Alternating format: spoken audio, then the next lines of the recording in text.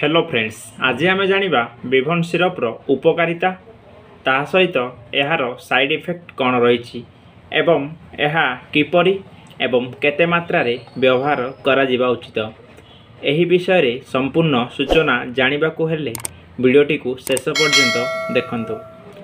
विभन syrup होची एक प्रकार औषध जहाँ आम शरीर को पोषण जोगाइबारे साहाय्य करिथाए। एही सिरप रे एंटीऑक्सीडेंट नामक एक पदार्थ रही जहाँ कोषगुड़ी को मुक्त रेडिकल द्वारा होइथिबा क्षतिरु रक्षा करिथाए। ताहा सहित एथिरे मल्टीविटामिन मल्टी मिनरल्स नामक उपादान रही जहाँ आम शरीरर कमजोर हेबा थकापण भली लागिबा भोक न लागिबा शरीर रे रक्तहीनता देखाजिबा एवं विटामिन रो अभाव हेबा एही परिस्थिति रे एही विभन सिरप टिकु व्यवहार करा जाय थाए। ताहा सहित एहा चर्मर रंग बदली जिबा एवं कमजोर होइथिबा व्यक्तिर मुंड बुलाइबा भली अनुभव करिबा एवं मानसिक रोगर समस्या को मध्य एहा ठीक करिथाए।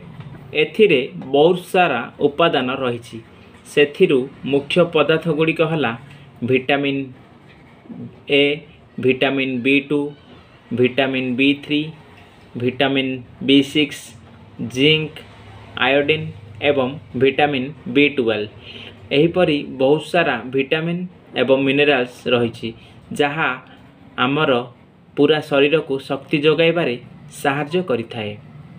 नेक्स्ट जानिबा एही विभन सिरपटी किपरि व्यवहार करा जिबा उचित। एही सिरपटी आपनकु केउ भी मेडिसिन स्टोर रे सहजरे मिल पारिबो। एही सिरपटी को डॉक्टर माने पिलार कंडीशन देखिकी देइथांती। एहार नॉर्मल डोज होची 5 रु 10 वर्ष पिलांक पई 5 ml दिन को 2 थर खाद्य परे एवं 10 रु 20 वर्ष पिलांक पई 10 ml दिन को 2 थर खाद्य परे व्यवहार करा जाय थाए। नेक्स्ट जानिबा एही विभन सिरपटीर साइड इफेक्ट्स कौन रही। एही सिरपटीर मुख्य साइड इफेक्ट गुड़िक हला बांती लागिबा पेट फुलाइबा कुंडाई हेबा एही भली किछि पार्श्व प्रतिक्रिया देखा जाय थाए किछि किछि लोकंक ठारे। एही भली किछि समस्या देखा गले आपण तुरंत डाक्टरक परामर्श नियंतु। एहीपरि किछि वीडियो जानिबा को हेले आम चैनल को लाइक शेयर एंड सब्सक्राइब करंतु। धन्यवाद।